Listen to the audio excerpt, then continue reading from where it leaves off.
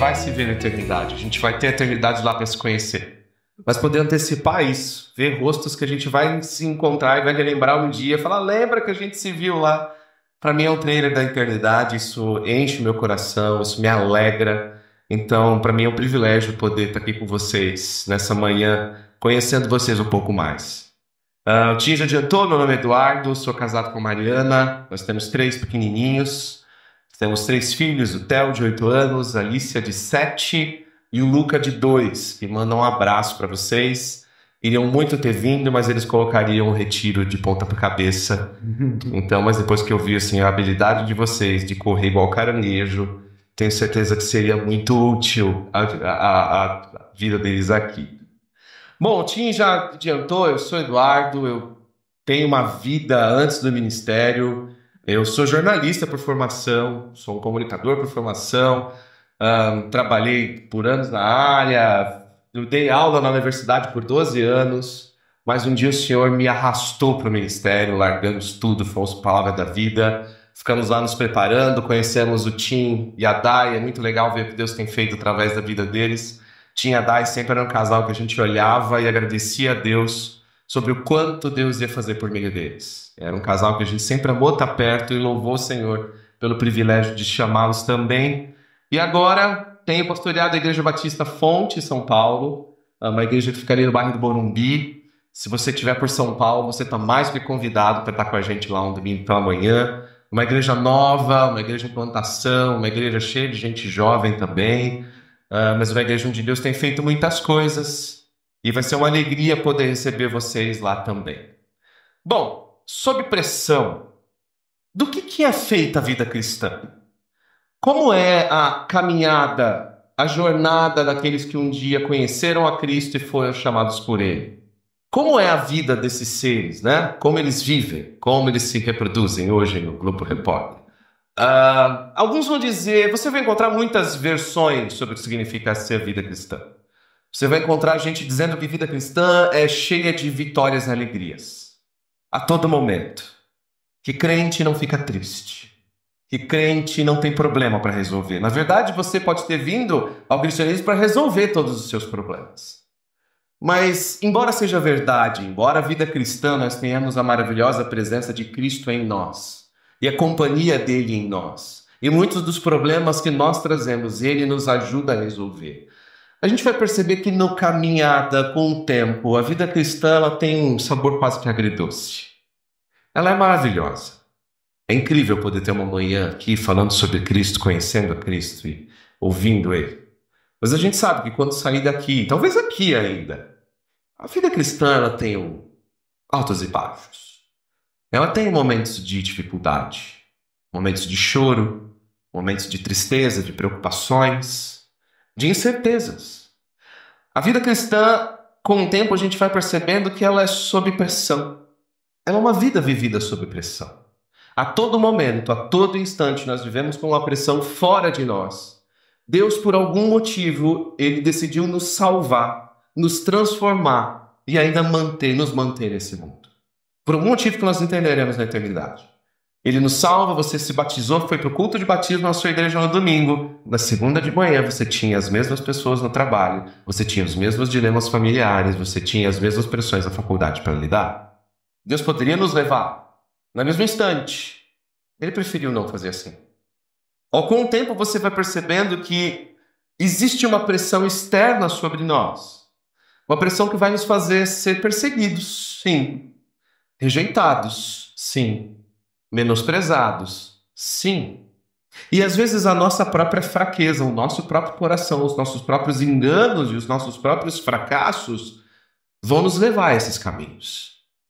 A grande questão é que a gente às vezes pensa que viver num mundo hostil e sob pressão é um privilégio nosso. Mas a verdade é que não. E todas as vezes quando conversamos com o Tim sobre esse tema, sempre me vem à mente um dos meus livros preferidos na Bíblia, que é o livro de 2 Timóteo. Quer saber o que é viver cristianismo sob pressão? Quer saber o que é estar sobre um mundo que te pressiona e um coração que te pressiona? Leia 2 Timóteo. Lá você vai encontrar a história de um jovem vivendo exatamente essas pressões que nós vivemos. Uma pressão tão grande que esse jovem, não muito mais velho do que você, Timóteo devia ter, no máximo, seus 30, 40 anos. Alguém que está vivendo exatamente essas pressões, as pressões do mundo, as pressões de si mesmo. Uma pressão que faz com que um dos seus melhores amigos, o seu pai na fé, alguém que o amava com uma intensidade tão grande, gaste os suas últimas gramas de tinta em uma carta. Paulo escreve a carta para Timóteo em um momento muito diferente da sua vida. Paulo não está vivendo as suas viagens gloriosas e seus naufrágios, as suas andanças por meio da pregação, por toda aquela Ásia Menor difundindo o evangelho. Paulo está preso, velho, sozinho, abandonado. Os seus amigos, os mais próximos, o traíram. Ele está agora sozinho numa prisão úmida e fria, sem ninguém para o defender. E é de lá, então, em uma masmorra, que Paulo percebe que, dessa vez, diferente de Filipenses, diferente de Efésios, ele talvez percebe que não vai sair dali com vida. Paulo tem a impressão muito clara, em 2 Timóteo, de que acabou, de que foi, de que a pressão vai vencer. E do outro lado, a gente tem também um jovem cheio de diversas pressões, que precisa ser encorajado. Como é que termina um herói da fé? Como é que termina alguém que está sucumbindo à pressão da vida? Alguém que as pressões são tão fortes que vão tirar a sua própria vida dali a algumas semanas. É isso que nós vamos encontrar em 2 Timóteo. Nós vamos encontrar uma carta que, embora milhares de anos tenham se passado, uma carta que continua sendo usada por Deus para encorajamento em tempo de dúvidas, em tempo de incertezas, em tempo de perseguições, em tempo de pressão. Um chamado para que a gente guarde o evangelho, viva esse evangelho com coragem, com perseverança. Um chamado para que a gente mantenha esse evangelho puro e o transmita para as próximas gerações que virão, mas também uma carta onde a gente vai encontrar nas fraquezas de Timóteo as nossas próprias dificuldades. Onde a gente vai encontrar nos dilemas que ele tem vivido os nossos próprios dilemas. Mas também a gente vai encontrar nessa carta o mesmo Cristo que conduziu esses dois homens na sua caminhada de fé e de perseverança. Por isso, embora a gente não tenha tempo, infelizmente, de ler a carta toda, eu encorajo você fortemente a fazer isso. Eu vou, nesse tempo nosso aqui, a gente vai resgatar 3 aspectos dessa carta. 3 verbos que eu quero que você guarde nesse tempo, que vão nos ajudar a viver sob pressão. Muito embora eu encorajo fortemente a você meditar nessa carta, a pensar nela, a ler ela a partir do que a gente está conversando aqui, para que você entenda de fato o que é a vida sob pressão. 3 verbos nós vamos ver nesses dias e eu quero que você guarde eles no seu coração. O primeiro deles que nós vamos ver nessa manhã é manter. Nós precisamos manter algo que nós precisamos manter acesos, manter vivos. Em segundo lugar, a gente vai ver que é algo que nós precisamos permanecer.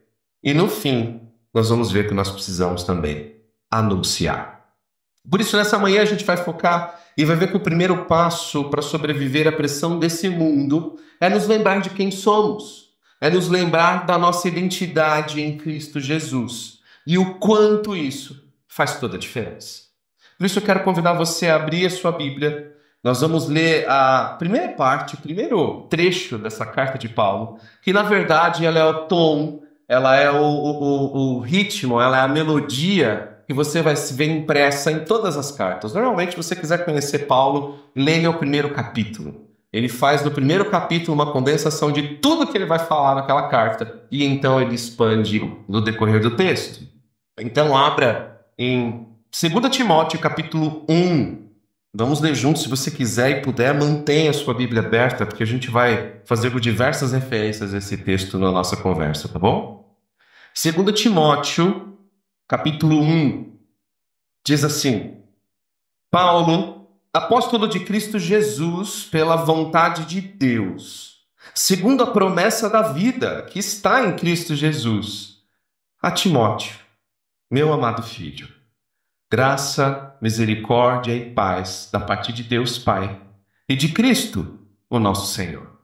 Eu dou graças a Deus, a quem eu sirvo com a consciência limpa, como fizeram os meus antepassados, ao lembrar-me constantemente de você, noite e dia, nas minhas orações.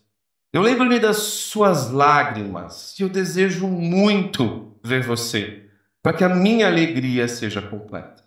Eu recordo-me da sua fé não fingida, que primeiro habitou em Lloyd, a sua avó, e na sua mãe, Eunice, e eu estou convencido que também habita em você.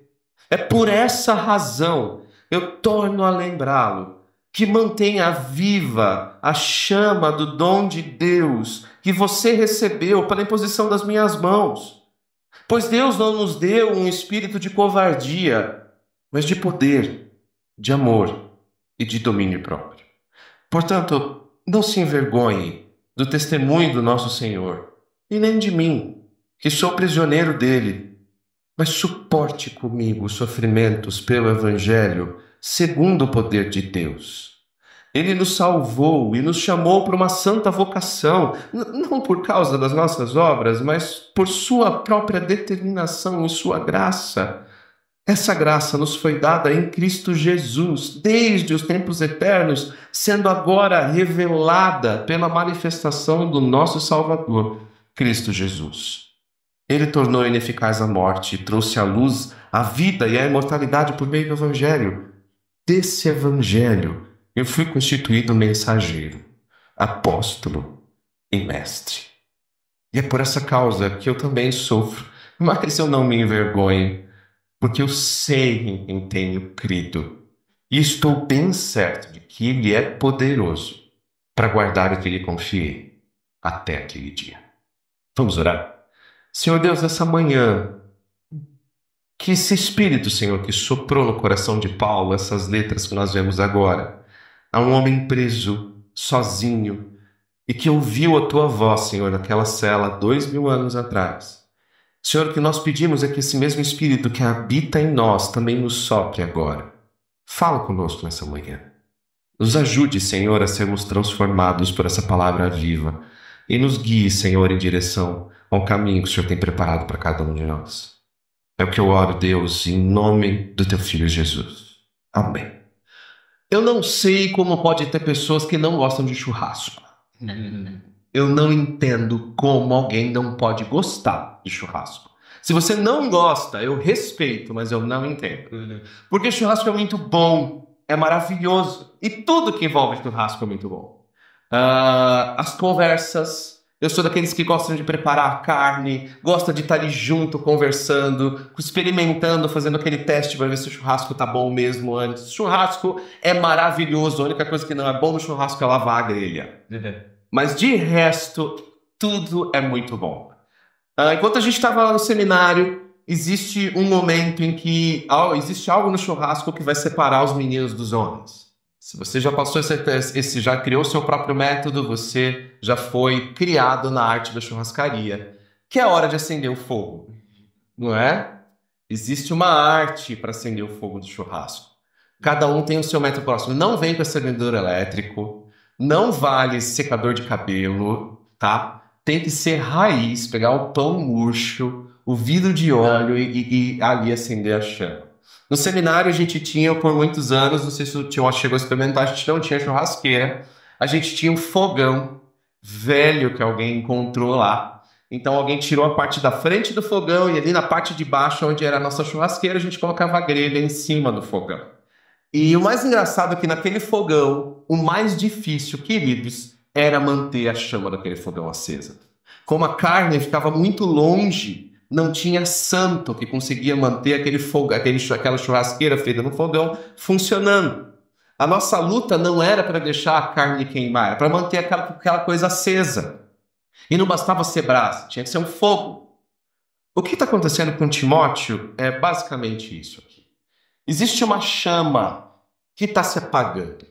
Existe uma chama, um fogo, que está sendo tomado pelo vento, que está sendo levado pelo vento. Uma chama não visível, uma chama não material, mas uma chama interna. Algo que estava dentro do coração dele.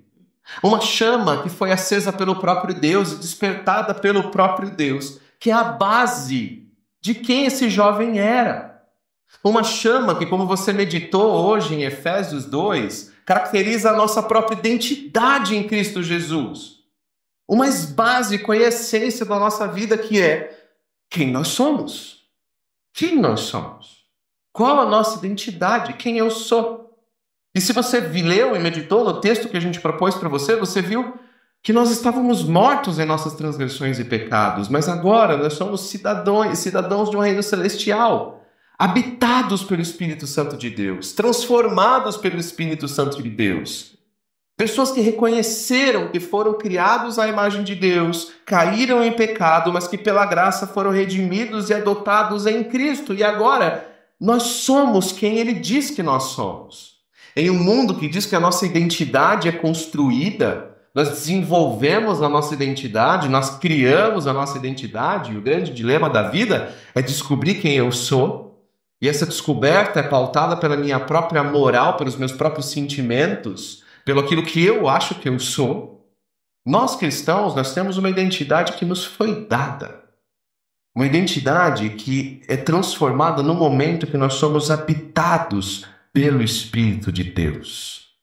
Uma chama que foi acesa no nosso coração e que nos capacita, que nos transforma, que nos dá significado e nos dá também poder para anunciar a Cristo, para ser uma testemunha de Cristo, para viver a partir do que Cristo é agora em nós, a ser uma testemunha, um discípulo, um líder, alguém separado do mundo. É isso quem nós somos. Mas Timóteo tem vivido uma pressão tão grande que essa chama está se apagando. Ela nunca se apaga, mas ela pode ser reduzida para uma brasa que faz com que a gente perca e se esqueça da nossa identidade em Cristo. Havia ventos fortes que estavam colocando em xeque a identidade de Timóteo. Ventos que estavam realmente removendo a identidade dele e, queridos, não eram poucos. E eu quero rapidamente trazer para você a importância dessa carta, a importância do contexto em que Timóteo vivia, para que você entenda por que Paulo gasta talvez a sua última carta que chegou até nós. Certamente a última carta que Paulo escreveu, e a que nós temos no Antigo Testamento, no Novo Testamento. Você quer que você entenda um pouco do contexto que estava ali em volta. Havia uma grande pressão do mundo sobre Timóteo. Timóteo era um jovem que estava enfrentando uma grande perseguição contra os cristãos, que estava começando. Havia acabado de acontecer um grande incêndio em Roma. Nero era o imperador, havia um incêndio que tinha devastado 1/3, talvez, da cidade. E adivinha quem estava levando a culpa por isso? Os cristãos. E os cristãos estavam levando a culpa. Um grande incêndio destrói e a informação que corria pela cidade era que os cristãos eram responsáveis pela tragédia. Com isso, não em muito tempo, o cristianismo seria considerado uma religião ilícita pelo governo. Até então, o governo romano tolerava o cristianismo, entendia o cristianismo como uma seita dentro da realidade judaica, mas isso começa a mudar no tempo de Timóteo. Em pouco tempo, corpos de cristãos eram pendurados pela cidade, encharcados com alcatrão e usados para iluminar a cidade durante a noite. Era isso que significava ser cristão no tempo de Timóteo. Os 11, aqueles que receberam a mensagem de Cristo, que eram os pilares da igreja, estavam indo embora. Pedro, talvez está em Roma, longe. João, provavelmente já foi para a Ásia Menor. Paulo, preso. E o resto deles, ninguém sabe. Paulo é preso, então, como um criminoso, e ele deixa isso bem claro na carta de 2 Timóteo, ele está sendo tratado como um malfeitor. E o clima é que dificilmente ele sairá dali com vida. Como se não bastasse, existem problemas internos dentro da igreja. Judaizantes estão se levantando, gente trazendo mentiras dentro da igreja, gente difundindo problemas do que estava ali acontecendo. A impressão geral era de que, humanamente falando, o cristianismo estava à beira da aniquilação. O cristianismo ia acabar. A pergunta era: o que será do evangelho depois desse momento? Quem vai se levantar para se manter fiel durante períodos tão difíceis? Quem que vai ser um candidato a se levantar como alguém que vai defender o cristianismo diante de um contexto tão hostil? Paulo entendia que era Timóteo. um deles. Alguém que Paulo deixa para ser pastor numa igreja extremamente complicada em Éfeso. Timóteo, um jovem. Embora alguém que fosse amado por Paulo, tinha dado várias demonstrações de um amor profundo, de uma fé genuína, Timóteo tinha uma pressão que era muito maior do que ele era capaz de carregar. Timóteo era um jovem de 30 e poucos anos, o que naquele contexto já dificultava muito as coisas. Ele era um jovem. E isso fica claro para a gente na primeira carta que ele tinha problemas ali de autoridade. Os mais velhos da igreja não botavam muita fé nele. Ele tinha frequentes enfermidades físicas. Era alguém doente fisicamente. Paulo fala em 1 Timóteo de doenças de estômago frequentes que ele tinha. Ele tinha uma saúde frágil, fisicamente falando. Mas era alguém que também tinha um temperamento tímido. Alguém introvertido. Alguém que quando a coisa ficava feia, era alguém que costumava se trancar e ficar sozinho no seu canto. Alguém que lutava contra o medo, lutava contra a insegurança. A sua missão era difícil para qualquer pessoa. Imagina para Timóteo. Jovem, frágil, hesitante, inseguro. Agora pense bem, não são exatamente opressões muito parecidas que nós temos enfrentado, que você tem enfrentado, que você tem lidado. Pressões internas e externas que têm tentado soprar ou diminuir a chama da identidade de Cristo em você. Pensa, a gente vive num mundo que é hostil à fé cristã. Não se anime, vai ser assim até o final. Será assim até o final. Existem ideologias, existem verdades, palavras sendo tratadas como verdades, que ridicularizam a palavra de Deus como ultrapassada, como intolerante, como algo para depois. Existe uma cultura que pressiona você dizendo que sua identidade é medida pelas suas conquistas, a sua identidade é medida pelo seu sucesso, a sua identidade é medida pelo lugar onde você estuda, pela quantidade de dinheiro que você conquista, pelos seus status, pelos seus bens materiais, pelo seu desempenho acadêmico, pela sua popularidade. Existe uma pressão para você se adaptar moralmente. Aceitar e celebrar práticas e valores que Deus claramente chama de pecado. E fazer isso é correr o risco de ser cancelado, marginalizado, taxado de preconceituoso. E assim como Timóteo, a gente também tem a impressão de que permanecer fiel a Cristo pode nos custar amizades, pode nos custar oportunidades, reputação e, em alguns casos, a nossa própria liberdade. Como se isso não bastasse, nós também temos pressões internas. Dúvidas internas. Será que o que eu creio realmente é verdadeiro? Será que vale a pena realmente nadar contra a corrente? Será que eu sou capaz de permanecer firme? Assim como Timóteo, a gente se sente inadequado, mas quem sou eu para ser uma testemunha de Cristo aqui? O que eu tenho para falar? Quem sou eu para anunciar Jesus nesse lugar tão hostil? Tem as nossas próprias feridas emocionais, as inseguranças, traumas familiares, as comparações constantes, a sensação de insuficiência também abafam essa chama no nosso coração. Nós estamos sob pressão o tempo todo. O tempo todo. E assim como Timóteo, nós corremos o risco de nos esquecer quem somos, de deixar essa chama diminuir, não se apagar, mas deixar com que as pressões do mundo diminuam essa chama a uma brasa.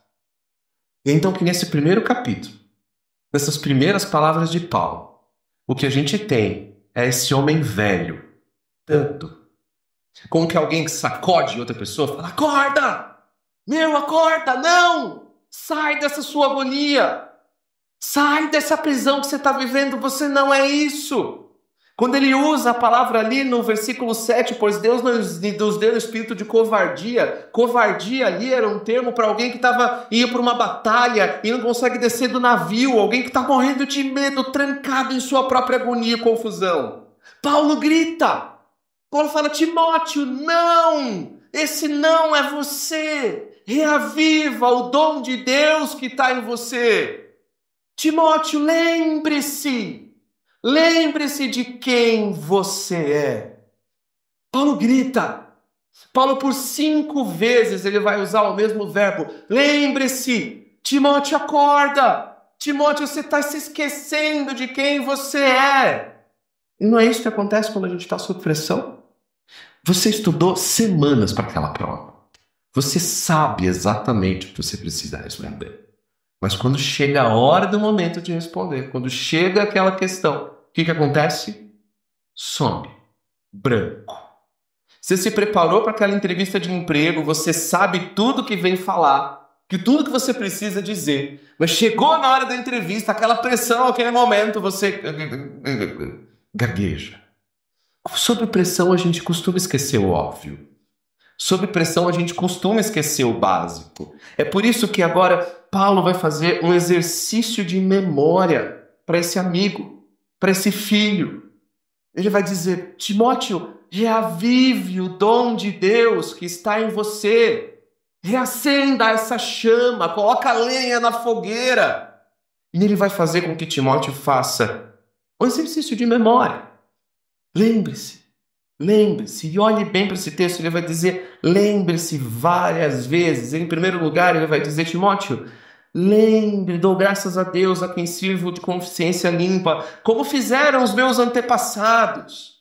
E Paulo está dizendo para Timóteo, Timóteo, essa fé que habita em você, ela não começou agora.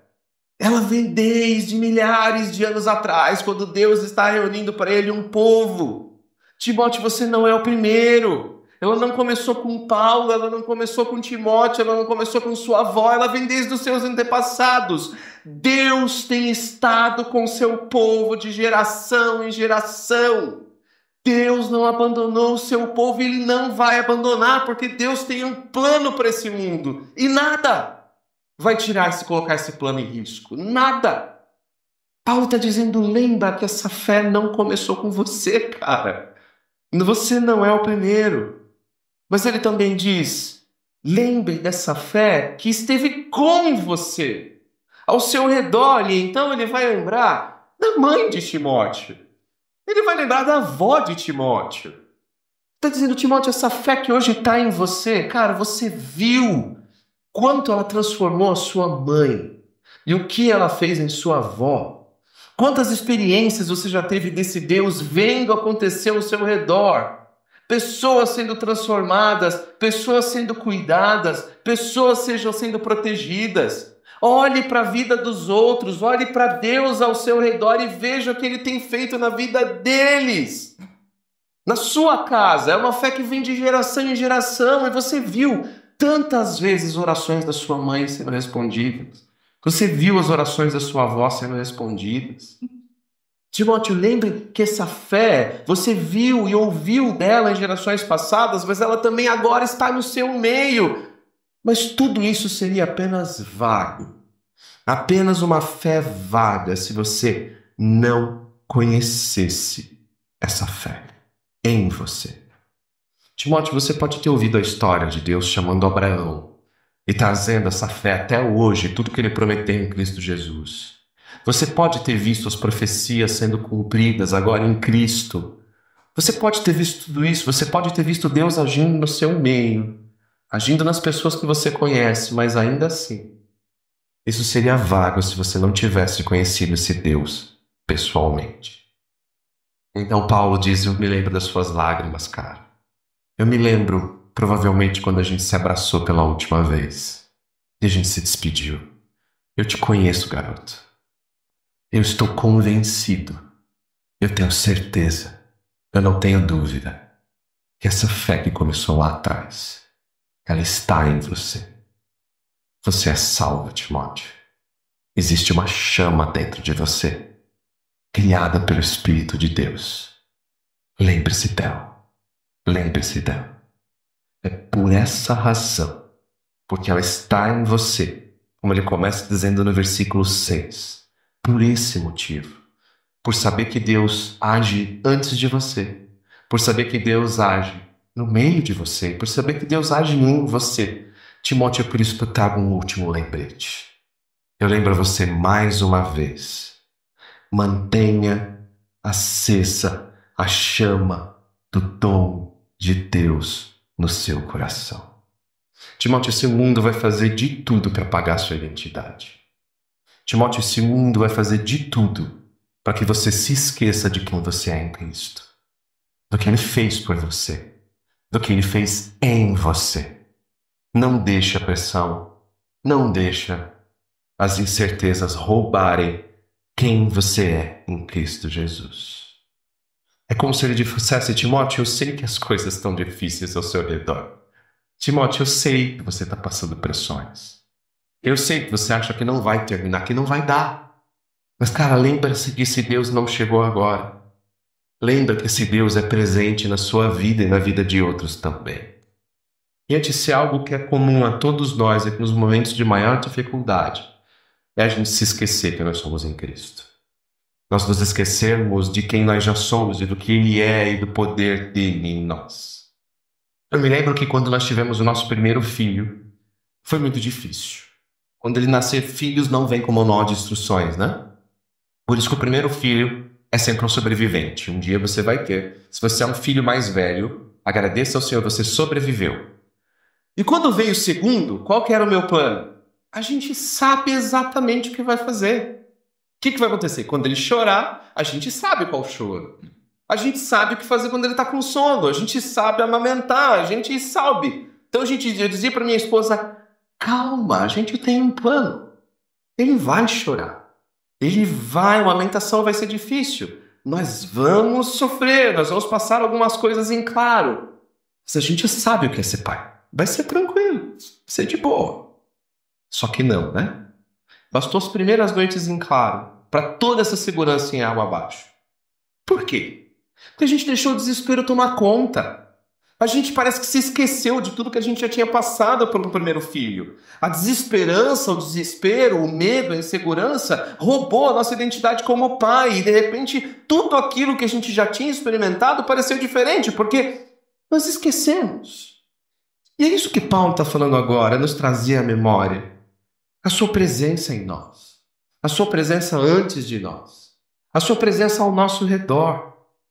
Queridos, manter a chama do dom de Deus acesa, flamejante, é o primeiro passo que nós precisamos para viver num mundo sob pressão. É a certeza de quem nós já somos em Cristo e do poder que habita em nós, que vai fazer com que você entenda que as pressões do mundo não são nada comparadas à segurança e à certeza que nós temos em Cristo Jesus. É a certeza do Espírito em nós que vai fazer com que nós possamos dizer: isso não é mais para mim. Eu posso ser perseguido, eu posso ser açoitado, eu posso perder essa oportunidade de emprego, mas isso não me pertence. Isso não é para mim. Queridos, é por conta desse Espírito que habita em nós, que nós somos convidados a ter a nossa fé não só como uma lembrança, mas a viver a partir de quem nós somos em Cristo Jesus. A não apenas pensar como um cristão, mas a viver a partir de quem nós somos. Jovem, você recebeu um dom. Há um Espírito que habita em você. Mantenha ele vivo. Mantenha nítido e claro em sua mente quem você é em Cristo Jesus. Aceito, capacitado, seguro, ainda que diante das incertezas. A nossa identidade em Cristo é o maior e mais fundamental lembrete para o resto das nossas vidas. Por isso nós meditamos em Efésios 2 nessa manhã. Efésios 2 é uma declaração de Paulo de quem nós somos em Cristo Jesus. E nós éramos antes dele, mortos, nossos delitos e pecados, separados de Deus. Vamos eles lembrantes? Não. Há um Espírito que agora habita em nós. Nós somos perdoados. Nós somos aceitos. Nós somos amados. Mas nós somos transformados. Por isso eu quero encerrar com 3 aplicações para que a gente possa nos lembrar dessa identidade quando nós estivermos em pressões. Em primeiro lugar, quando você estiver sob pressão, lembre-se de quem você é em Cristo. E essa não é apenas uma verdade histórica com que a gente acredita. Essa não é apenas uma declaração teológica que nós precisamos decorar e entender. Mas essa é uma verdade sobre a qual nós vivemos. Estar em Cristo é o âmago, o centro da nossa nova vida em Cristo Jesus. E é isso que Paulo vai nos lembrar. Ali no versículo 7, ele vai dizer, gente, vocês são habitados pelo Espírito. O Espírito habita em vocês, e então ele vai descrever para a gente qual que é a natureza desse Espírito. O que é, então, que habita em nós? O que é que agora nos foi dado em Cristo Jesus, soprado por Ele em Pentecostes, e que agora continua vindo e soprando, sendo derramado de geração em geração? Ele vai dizer a natureza desse Espírito ali no 7, ele vai dizer, Deus não te deu um espírito de covardia, de medo, de insegurança, porque o que está em você é maior do que o que está no mundo. Ele vai dar 3 características fundamentais para nós, esse Espírito. Ele vai dizer, esse Espírito é um Espírito de poder, ele é um Espírito de amor e ele é um Espírito de domínio próprio. Esse Espírito de poder não significa que você vai descer ali no lago, você vai bater o cajado nele e ele vai se abrir no meio, tá bom? Ou que você vai orar aqui e vai transformar a água em vinho. Não é desse poder que ele está falando. Ele está nos lembrando de que esse poder, esse Espírito que habita em nós, é capaz de derrotar o maior dos inimigos do nosso coração. O nosso pecado. A pressão de ceder e de viver de acordo com mortos e não mais de acordo com a vida de Cristo que habita em nós. Ele está dizendo, Timóteo, existe em você um Espírito que é capaz de vencer o maior poder do mundo, a escravidão do pecado. Existe em você, Timóteo, um poder que é capaz de derrotar a sua inveja, um poder capaz de vencer o seu ciúme, o seu medo, a sua insegurança. Esse Espírito que habita em você é capaz de transformar os seus relacionamentos, de te dar uma nova vida em Cristo. Esse é um verdadeiro e maravilhoso poder que ninguém consegue. Demônios conseguem imitar isso. Demônios conseguem fazer maravilhas. Demônios conseguem adivinhar, mas nenhum poder é capaz de vencer o pecado no nosso coração. Mas ele também diz que esse Espírito que habita em nós, queridos, é um Espírito de amor. E ele está dizendo, Timóteo, abandona a covardia de achar que o pecado vai vencer o seu coração. Mas se lembra que o pecado faz algo mais. O Espírito que está em você agora te ajuda a amar o que deve ser amado. A viver de acordo com aquilo que Deus disse para você viver.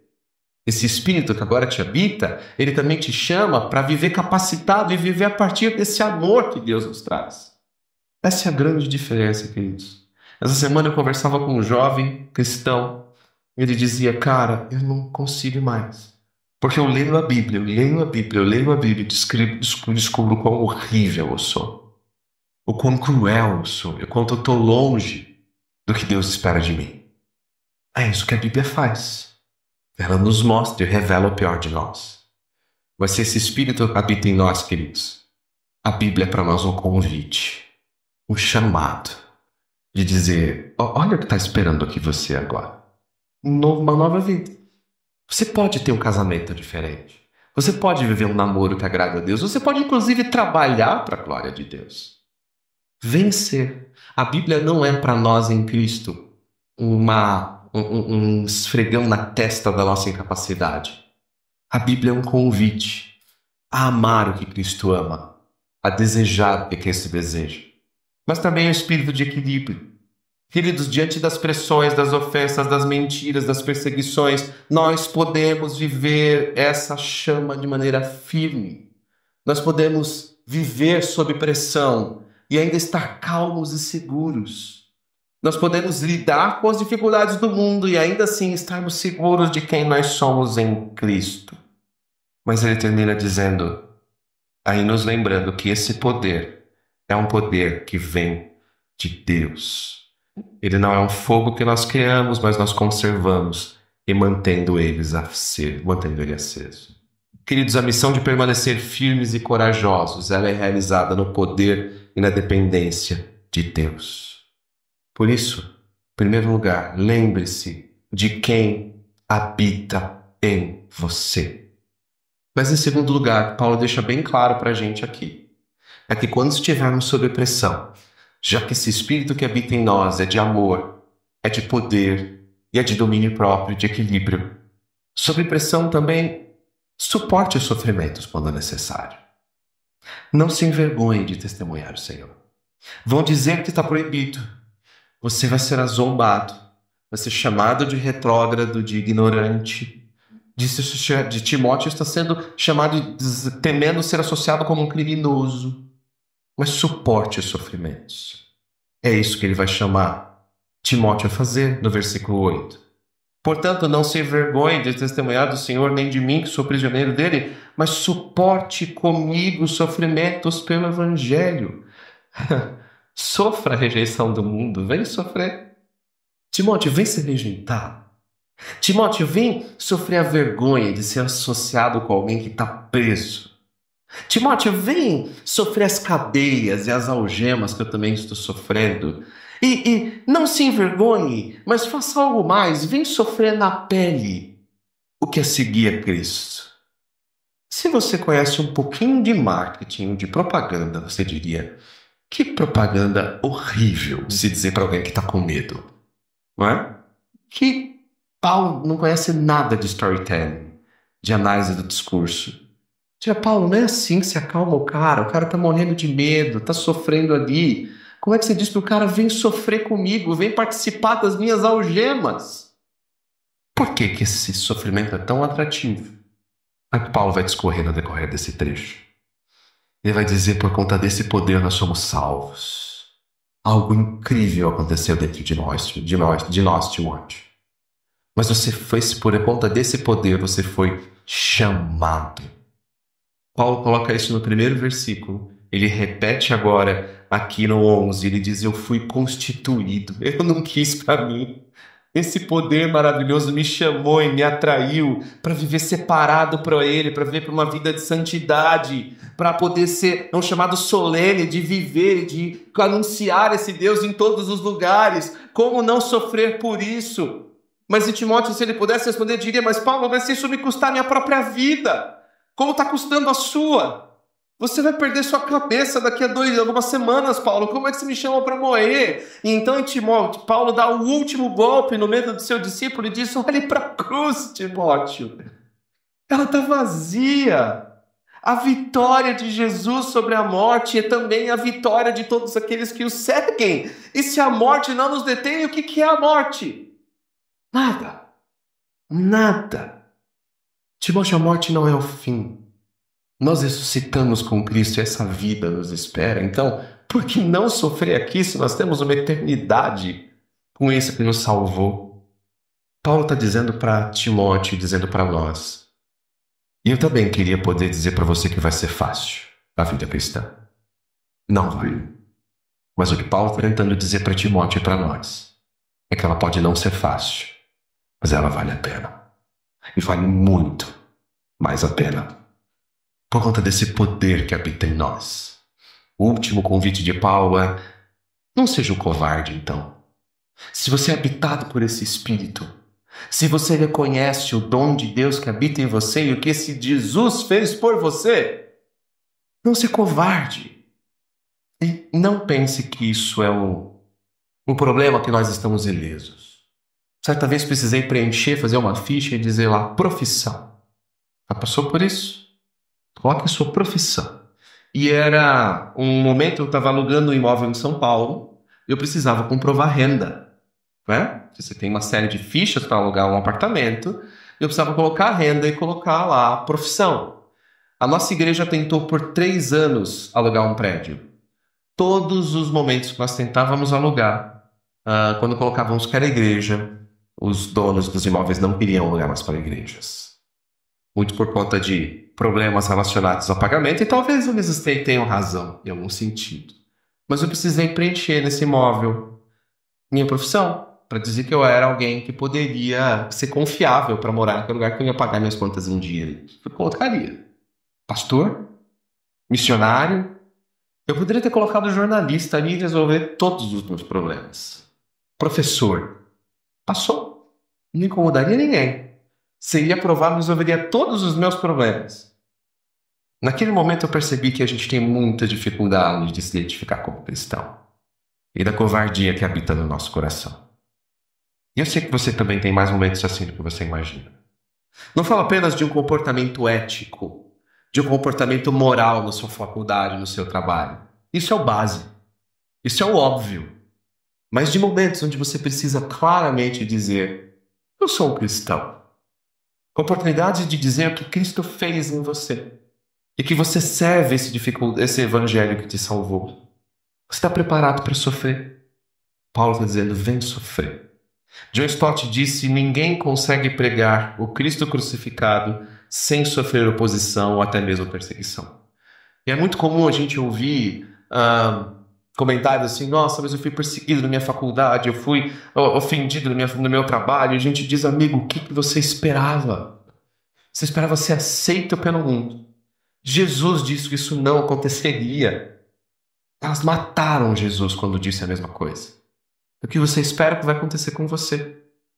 Nós seremos rejeitados. E se o mundo tem te aceitado fácil demais, amigo, você precisa pensar um pouco mais. Porque talvez a sua vida não tenha refletido ou não esteja refletindo o caráter de Cristo em você. Você faz parte de alguns grupos de WhatsApp onde as pessoas não têm problema de mandar pornografia ou mandar comentários ou insultos ali? No seu trabalho, seus amigos não têm mais vergonha de falar algumas coisas perto de você?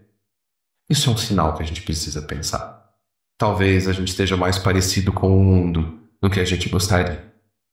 Jovem, assim como Timóteo, nós somos chamados para ser uma testemunha, para anunciar a Deus o que Ele faz na nossa vida. Não seja tímido. Não se envergonhe. Não evite circunstâncias difíceis onde você vai sofrer ou perder algo, porque essa é uma convocação santa para nós. Não se envergonhe, porque esse chamado para ser cristão é algo extraordinário que aconteceu conosco.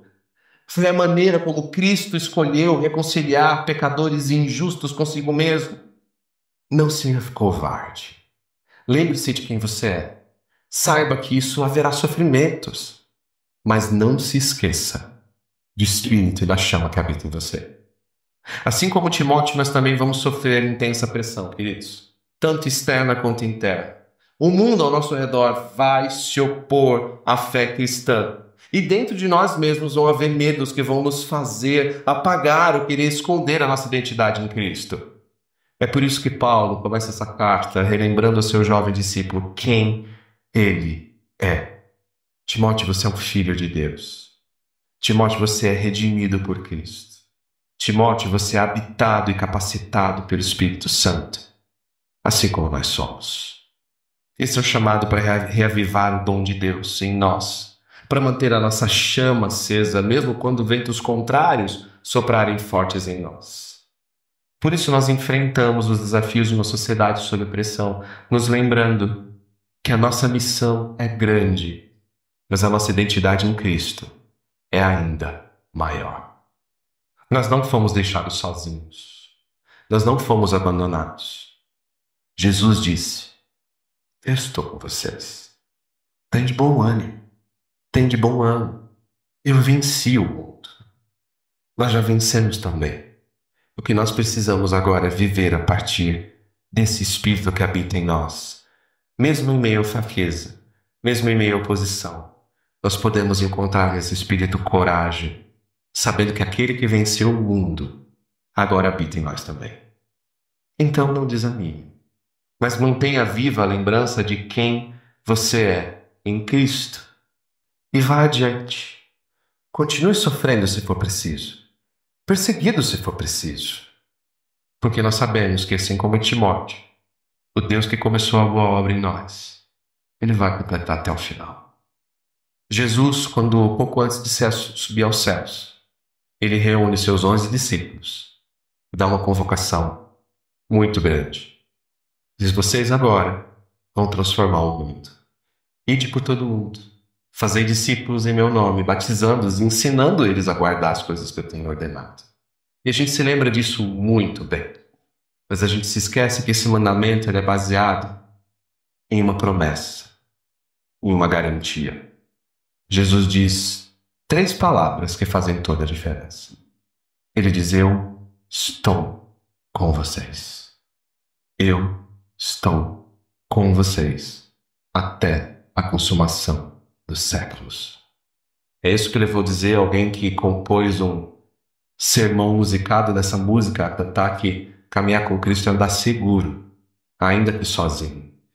Você nunca está sozinho e nunca estará. Os sofrimentos que você enfrenta, ele enfrentou. Ele venceu. E um dia, como nós cantamos, todo mundo vai ver. Um dia nós estaremos rendidos a ele, reconhecendo e entregando, dizendo: Senhor, como foi bom ter o Senhor comigo. Senhor, obrigado porque o Senhor nunca nos abandonou. Obrigado porque o Senhor sempre esteve em nós. É essa certeza que aquece o nosso coração. Essa certeza que nos fortalece. Essa certeza que nos faz caminhar no mundo sob pressão. Vamos orar? Senhor Deus, obrigado pela Tua palavra, que chega até nós, Senhor, preservada, viva, transformadora, real e presente em nossos corações. Jesus, obrigado, Senhor, porque um dia o Senhor nos resgatou de quem nós éramos, onde nós estávamos. Senhor, não que havia nada em nós, porque não havia. Senhor, nós estávamos mortos em nossos delitos e pecados, presos, Senhor, ao reino desse mundo. Senhor, mas um dia o Senhor abriu os nossos olhos e nos mostrou, Senhor, a beleza e a maravilha que é seguir. Senhor, o Senhor nos perdoou, mas não só isso, o Senhor também nos adotou. O Senhor nos chamou para agora viver e nos capacitou, Senhor, para viver de acordo com aquilo que o Senhor quer que nós vivamos. Senhor, nós recebemos a Tua graça e o Teu perdão, mas essa mesma graça que nos perdoa é a mesma graça que agora nos capacita a viver com aquilo que o Senhor quer que nós sejamos. Senhor, nesse mundo que tenta apagar a nossa identidade, nos ajude a lembrar quem nós somos em Cristo Jesus. A saber, ó Deus, que nós somos agora povo eleito, geração santa, sacerdócio real, pessoas escolhidas e separadas do Senhor, para sofrer, se for necessário, para ser perseguido, se for necessário. Senhor, mas para anunciar e proclamar ao mundo o que o Senhor fez em nós. Senhor, mantenha a nossa identidade em Cristo acesa.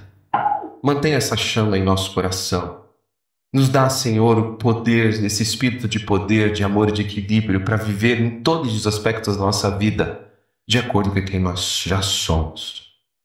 Senhor, esse algo ainda nos prende, Senhor, nós queremos abandonar nessa manhã. Mas nos transforma, nos capacita, nos ajuda, Senhor, a viver de acordo com quem nós somos. Nos torne, Senhor, semelhantes a Ti. É o que nós oramos em nome de Teu Filho Jesus, Senhor. Amém e amém.